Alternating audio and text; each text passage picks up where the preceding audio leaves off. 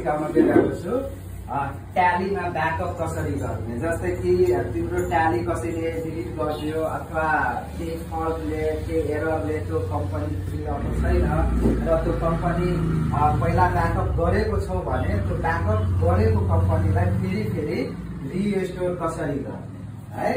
अब यो एकदमै सजिलो तरिका छ रिस्टोर कसरी गर्ने। जस्तै कि ट्याली सफ्टवेयर अन गर्ने, अन गरिसकेपछि फर्स्टमा कम्पनी इन्फो खुलेर आउँछ जहाँ सेलेक्ट कम्पनी छ। सेलेक्ट कम्पनी भनेको तिम्रो कम्पनी चुज गर्नुलाई भन्छ सेलेक्ट कम्पनी। अब जस्तै यसमा गयो हैन र तिम्रो ट्याली खोज्छौ, तिम्रो कम्पनी खोज्छौ भने त देखिँदैन, किनभने डिलिट भइसकेको हुन्छ त्यो हैन।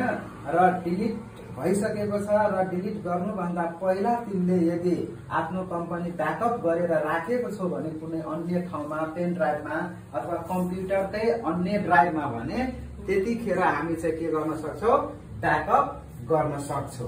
फेरि ब्याकअप राखेको छैनौ भने फेरि हामी रिस्टोर गर्न सक्दैनौँ, हामी आफ्नो ट्यालीलाई फेरि ल्याउन सक्दैनौँ। सो मानौ हामी ब्याकअप गरेका छौं र अब ब्याकअप गरिसकेकोलाई कसरी फेरि रिस्टोर गर्ने। ठिक छ, हाम्रो पोइन्ट यो हो। ल अब हेर कसरी गर्ने। यहाँ आउने आफ्नो कम्पनी इन्फोमा र त्यस पछाडि रिस्टोरको अप्सन देखिन्छ यहाँनिर ब्याकअपको मुनि है। यो रिस्टोरमा जाने, रिस्टोरमा गइसकेपछि डेस्टिनेसन जस्ताको त्यस्तै छोडिदिने। ठिक छ, र सोर्समा जहाँ तिम्रो हुन्छ, हुन त रिसेन्टली यदि ब्याकअप गरेको छौ भने तिम्रो नाम आफै आइदिन्छ यहाँनिर। यदि सोर्समा तिम्रो नाम आएन, सोर्स भनेको कुन ठाउँमा तिमीले ब्याकअप गरेर राखेको छौ त्यो सोर्सको यदि लोकेसन देखाएन भने त्यतिखेर हामी ट्याग गर्नुपर्छ।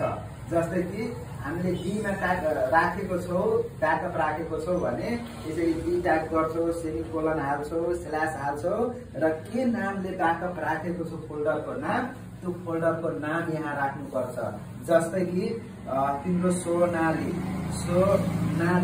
के थियो ट्याली ब्याकअप होइन, ट्याली ब्याकअप भनेको आफ्नो ब्याकअपको नाम राख्नु यहाँनिर र ओके गर्नु। ओके गराइसकेपछि यतातिर हेर्छौ भने हेर तिम्रो ट्यालीको जुन तिम्रो थियो ब्याकअप त्यो आइसक्यो, कम्पनी यहाँनिर आइसक्यो।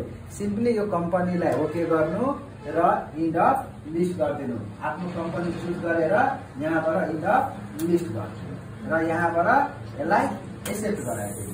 अब यो तिम्रो रिस्टोर भइसक्यो।